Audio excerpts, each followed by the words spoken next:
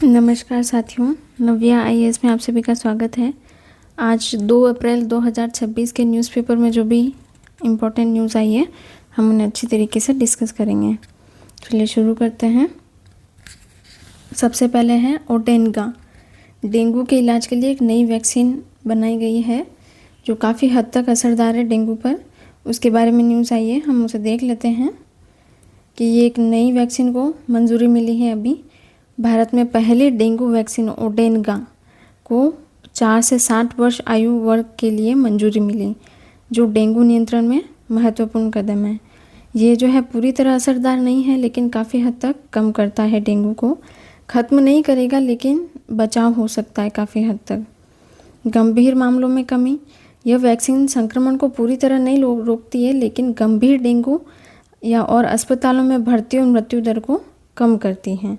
ठीक है, सीमित प्रभावशाली है ये। डेंगू के 4 प्रकारों में DNV-2 पर अधिक प्रभावी, जबकि DNV-4 और 5 पर कम प्रभावी है, जो भारत में बढ़ती चुनौती को दिखाता है ना। डिजीज़ मॉडिफायर न कि पूर्ण रोकथाम। यह वैक्सीन बीमारी की गंभीरता को कम करता है, लेकिन संक्रमण और फैलाव को नहीं रोकती, इसलिए प्रकोप जारी रह सकते हैं। लागत और पहुंच की समस्या। 2 डोज जो है वो 6 से 12 हज़ार का कोर्स पड़ता है, तो गरीब और ग्रामीण क्षेत्रों में इसकी जो पहुंच है वो सीमित रह सकती है। महंगा कहा जा सकता है इसको, तो गरीब लोग जो है इसे अफोर्ड नहीं कर पाएंगे। बीमारी की गंभीरता को कम करती है, लेकिन संक्रमण और फैलाव को नहीं रोकती है। ट्रांसमिशन होता है इससे, इसलिए प्रकोप तो जारी रह सकते हैं। भविष्य की दिशा क्या है कि डेंगी ऑल विकसित हो रही है। स्वदेशी वैक्सीन है ये भारत की, जो बेहतर और संतुलित सुरक्षा देने की उम्मीद को रखते हैं। ठीक है साथियों, इस न्यूज़ में इतना ही था कि ये ओडेन का एक तरीके की वैक्सीन बनाई गई है डेंगू को रोकने के लिए। पूरी तरह प्रभावशाली नहीं है। डेंगी ऑल एक वैक्सीन पर काम जारी है ICMR के सहयोग द्वारा। संभावना है कि भविष्य में ये सक्सेसफुल हो सकता है। ठीक है, चलिए, ये जो भारत में शिक्षा है कॉलेज की, उस पे है an increase in college students but not enough teacher. ठीक है, भारत में उच्च शिक्षा संस्थागत विस्तार क्या है। भारत में उच्च शिक्षा संस्थानों की लगभग 1950 के लगभग 1600 से बढ़कर 2022 में 59,000 प्लस हो गई हैं। जो कॉलेजेस वगैरह हैं उनकी बात हो रही है कि 1950 में लगभग 1600 थे और बढ़कर 2022 में लगभग 69,000 हो गई हैं, जिसमें निजी क्षेत्र की बड़ी भूमिका है। प्राइवेट इंस्टीट्यूट जो है या फिर यूनिवर्सिटीज़ या कॉलेज है, वो थोड़ी उनकी जो संख्या है वो थोड़ी ज़्यादा है। शिक्षक छात्र अनुपात में गिरावट। 15-25 के मुकाबले 2021 में औसतन एक शिक्षक पर 32 छात्र गुणवत्ता पर नकारात्मक प्रभाव, जैसे है ना, एक शिक्षक पर 32 छात्र मान लीजिए, इस प्रकार है। मतलब जो अब होना चाहिए रेशियो वो नहीं है। शिक्षक छात्र अनुपात में गिरावट। ठीक है, क्षेत्रीय असमानता। उत्तर और पूर्व भारत में कई जिलों में कॉलेज घनत्व बहुत कम है ना, जिससे अवसर असमान होते हैं, है ना। नॉर्थ इंडिया में है और इधर ईस्ट इंडिया में जो है वो थोड़ी कमी है कॉलेज की, तो जिससे अवसर की असमानता हो सकती है। बच्चों को पढ़ने के लिए बाहर निकलना पड़ेगा, बाहर के राज्यों में जाना पड़ेगा। ठीक है, नामांकन में वृद्धि। GER 2011 में 16% से बढ़कर 28% महिलाओं और SC ST की भागीदारी में सुधार। ये थोड़ा एक प्लस पॉइंट देखने को मिला है। ठीक है, महिलाओं की भागीदारी बढ़ी है, कॉलेजेस में एडमिशन्स बढ़े हैं। सामाजिक आर्थिक असमानता। उच्च शिक्षा में अभी भी अमीर परिवारों का वर्चस्व है, गरीब वर्ग की पहुंच जो है वो सीमित है। लागत बाधा। उच्च शिक्षा में ज़्यादा पैसा लगता है ना, तो जो गरीब लोग हैं वो अभी भी अफोर्ड नहीं कर पा रहे हैं। हमारा एजुकेशन सिस्टम कुछ इस तरीके से काम करता है। ठीक है, ये उसके ऊपर है। फिर लागत बाधा, cost barrier in professional courses. जो प्रोफेशनल कोर्सेज है वो बहुत ज़्यादा महंगे होते हैं, तो हर कोई अफोर्ड नहीं कर पाता है उसे, है ना। मेडिकल इंजीनियरिंग जैसे कोर्स महंगे होने से गरीब छात्र आर्ट्स और कॉमर्स की ओर झुकते हैं, जिससे कौशल और अवसरों में अंतर हो जाता है। ठीक है, महंगे कोर्स जो है बच्चों की मुश्किलों को बढ़ाता है। अमीर और गरीबी में अंतर अभी भी है। पढ़ने वालों के छात्रों की संख्या तो बढ़ गई है। 2011 में कितने 16% युवा थे, जिसमें 28% हो गए हैं अब 2022 में। ठीक है, लेकिन शिक्षकों की अभी भी संख्या कम है। गुणवत्ता जो है कॉलेज में कोर्सेज़ की बहुत अच्छी है, लेकिन महंगे हैं बहुत ज़्यादा कोर्सेज़। शिक्षकों की कमी, क्षेत्रीय असमानता ना, नॉर्थ भारत में और ईस्ट भारत में कम है कॉलेजेस की संख्या, है ना। ठीक है, ये पूरे न्यूज़ में इतना ही था, इस पूरी एडिटोरियल में।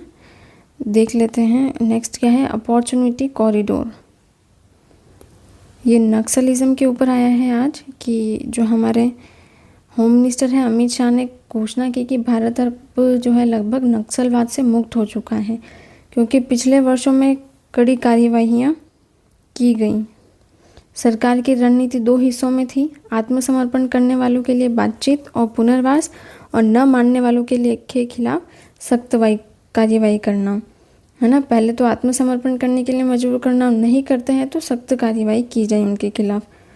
पहले मनमोहन सिंह के समय भी नक्सलवाद के खिलाफ अभियान चला, लेकिन वह अधिक सावधानी और संतुलन के साथ था।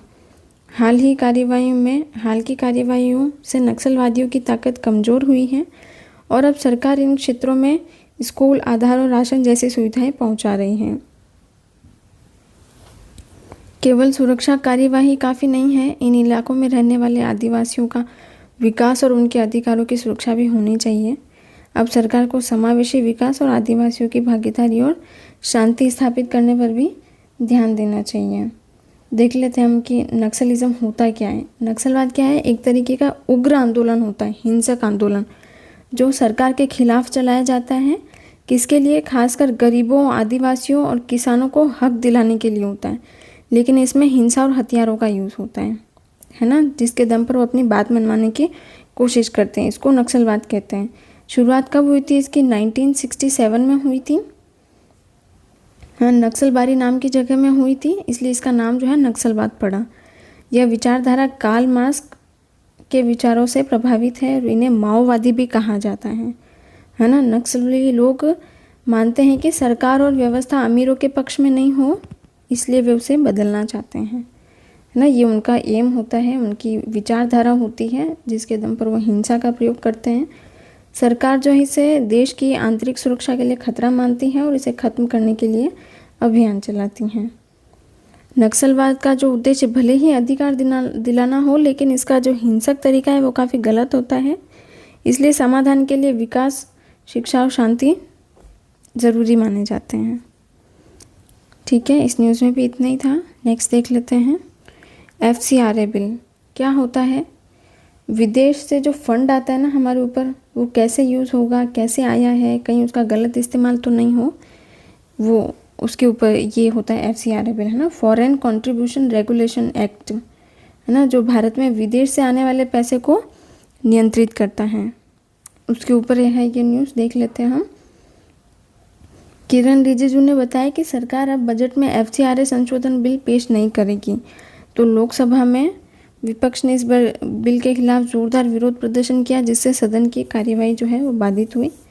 ठीक है, ऐसा कुछ हुआ। हमारे लिए इम्पोर्टेंट ये FCRA है कि होता क्या है, हम इसे देख लेते हैं, है ना। आसान शब्दों में कहे कि जब कोई NGO हो, है ना, या फिर कोई संस्था या फिर कोई ट्रस्ट, ठीक है, या व्यक्ति विदेश से पैसा लेता है, तो उसे FCRA के नियमों के तहत वो पैसा जो है हमारे देश में आता है। तो इस कानून का उद्देश्य ये है कि कहीं उस पैसे का जो इस्तेमाल है वो गलत कामों में नहीं हो, है ना। तो मुख्य उद्देश्य क्या है कि विदेशी फंडिंग को नियंत्रित और पारदर्शी बनाना, देश की सुरक्षा और हितों की रक्षा करना, और NGO द्वारा पैसे के गलत उपयोग को रोकना, ये इसके मुख्य उद्देश्य होते हैं। संशोधन बिल क्या है? अभी क्या है? अमेंडमेंट एक्ट है कि एक डेस्टिनेटेड अथॉरिटी बनाने की बात की गई है इसमें, जो उन NGOs के फंड और संपत्ति संभालेगी जिनके लाइसेंस रद्द या बंद हो गया है ना। जिनके लाइसेंस जो है वो रद्द हो गए हैं या बंद कर दिए सरकार ने, उनके पास जो संपत्ति उन्हें संभालेगी सरकार, ये डेस्टिनेटेड अथॉरिटी। ठीक है, विवाद क्यों हुआ है? कुछ लोग मानते हैं कि इसका इस्तेमाल एनजीओ या धार्मिक संस्थाओं पर दबाव डालने के लिए हो सकता है, जबकि सरकार का यह कहना है कि सिर्फ राष्ट्रीय सुरक्षा के लिए सरकार ऐसा करना चाहती है। ठीक है, इस न्यूज़ में भी इतना ही था। चलिए नेक्स्ट देख लेते हैं। एक्सक्लूजन फ्रॉम पोल्स ऑन, ये जो बंगाल में हुआ है ना, SIR हुआ था जब स्पेशल इंटेंसिव रिवीजन, जो वोटर लिस्ट से नाम हटाए गए थे लोगों के, तो उसके ऊपर सुप्रीम कोर्ट ने कहा है कि इस तरीके से नाम हटाने का मतलब ये नहीं कि आपने वोट देने का अधिकार ही छीन लिया है ना। सुप्रीम कोर्ट ने कहा कि अगर किसी व्यक्ति का नाम इलेक्शन कमीशन ऑफ इंडिया की वोटर लिस्ट से हटा दिया जाता है तो इसका मतलब ये नहीं है कि वोट देने का अधिकार हमेशा के लिए ख़त्म हो गया है ना। जो पश्चिम बंगाल में वोटर लिस्ट की समीक्षा के दौरान जिन लोगों के नाम हटाए गए उन्हें अपील का मौका दिया गया। इसके लिए 19 ट्रिब्यूनल बनाए गए हैं जहां लोग अपने नाम हटाने के खिलाफ अपील कर सकते हैं, है ना। कोर्ट ने कहा कि इन मामलों की सही तरीके से पूरा निपटारा होना ज़रूरी है, नहीं तो ये लोगों के साथ बहुत बड़ा अन्याय होगा। लगभग 60 लाख दावों में से 47 लाख मामलों का निपटारा हो चुका है और बाकी 7 अप्रैल तक पूरे होने का आश्वासन दिया गया है। चुनाव आयोग का निर्देश दिया गया है कि ट्रिब्यूनल को यह बताए कि किसी व्यक्ति का नाम क्यों हटाया गया है। ठीक है, इस प्रकार से ये न्यूज़ आई है। चलिए नेक्स्ट देख लेते हैं। ये बोडोलैंड, ये जो भी पार्टी है वो हमें नहीं देखना, लेकिन बोडोलैंड है क्या वो देख लेते हैं एक बार। ठीक है, बोडोलैंड टेरिटोरियल रीजन में चुनाव के दौरान 2 मुख्य पार्टियां BFP और UPPL आमने सामने हैं, है ना, BFP और UPPN। मुख्य मुद्दे क्या है? बोडो पहचान की रक्षा करना, है ना, बोडोलैंड टेरिटोरियल काउंसिल को ज़्यादा अधिकार देना, शांति बनाए रखना और युवाओं के लिए बेहतर काम करना। ठीक है, ये काम में इसके उद्देश्य हैं। चुनावी स्थिति कुछ इस प्रकार चल रही है ना। बोडोलैंड की राजनीति में प्रतिस्पर्धा हो रही है। अच्छा, हम देख लेते कि क्या है बोडोलैंड। बोडोलैंड टेरिटोरियल रीजन भारत के असम राज्य का एक विशेष प्रशासनिक क्षेत्र है जो मुख्य रूप से बोडो जनजाति के लिए बनाया गया है। कौन रहते हैं यहाँ? बोडो जनजाति के लोग रहते हैं। क्यों बनाया गया है? कि बोडो लोग अपनी पहचान, भाषा और अधिकारों की रक्षा के लिए लंबे समय तक आंदोलन किया, तो इसके परिणाम स्वरूप उन्हें एक क्षेत्र बनाया गया उनके लिए। कब बना? 2003 में बोडोलैंड टेरिटोरियल काउंसिल का गठन हुआ। 2020 के समझौते के बाद BTR कहा जाने लगा इसे। कैसे चलता है? यहाँ BTR प्रशासन चलाती है, प्रशासन, ठीक है। 6ठी अनुसूची के तहत स्वायत्त क्षेत्र है ये।